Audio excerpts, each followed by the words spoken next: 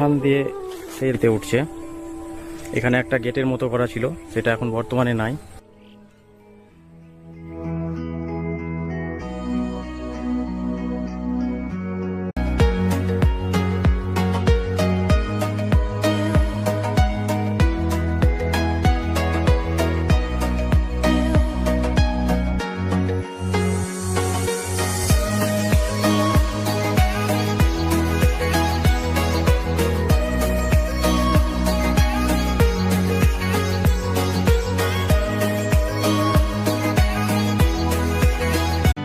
প্রায় 200 বছর আগে তৎকালীন জমিদার গৌরসুন্দর চৌধুরী ও দ্বারকানাথ চৌধুরীর দ্বারা এই জমিদার বাড়ি নির্মাণ হয়। একসময় এখানে সন্ধে হলেই সমগ্র বাড়িটা অন্য রূপে সেজে উঠত। নাটকের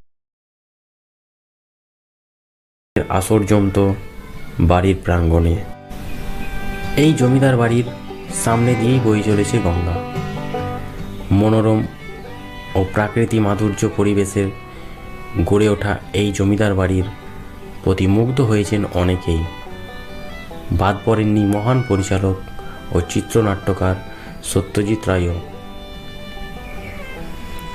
এই বাড়ির টানেই বারবার পদার্পণ করেছিলেন এই বাড়ির আঙিনায়, এবং এখানেই তিনি বানিয়ে ফেলেন বিখ্যাত চলচ্চিত্র জলসাঘর।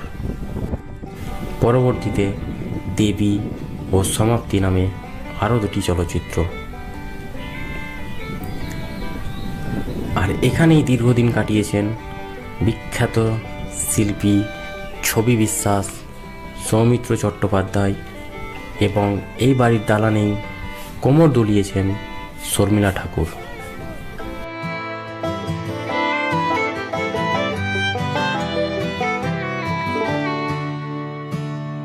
তবে সময়ের সাথে সাথে আজ সব কিছুই বদলে গিয়েছে।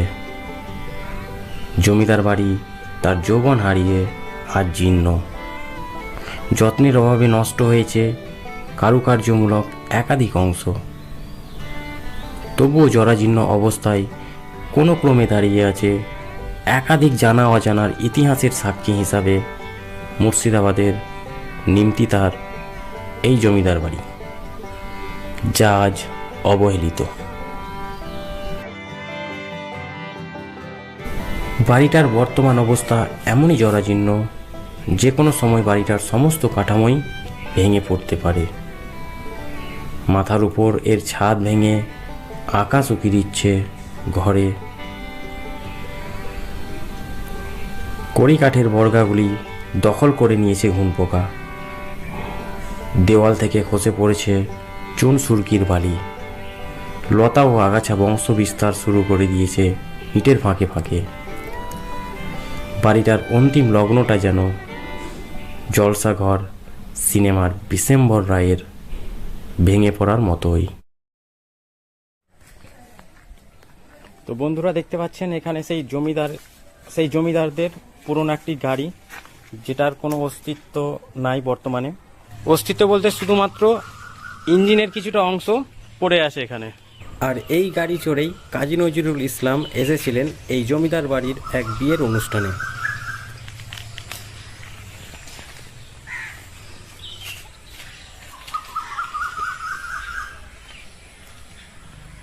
জমিদার বাড়িটির অবস্থা খুবই জরাজীর্ণ, যে কোনো মুহূর্তে ভেঙে পড়ে যেতে পারে।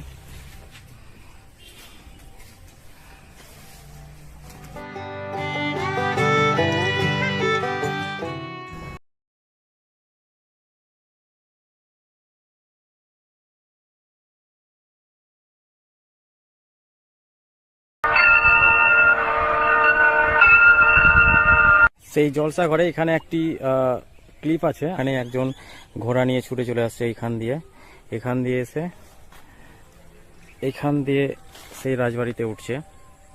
এখানে একটা গেটের মতো করা ছিল, সেটা এখন বর্তমানে নাই।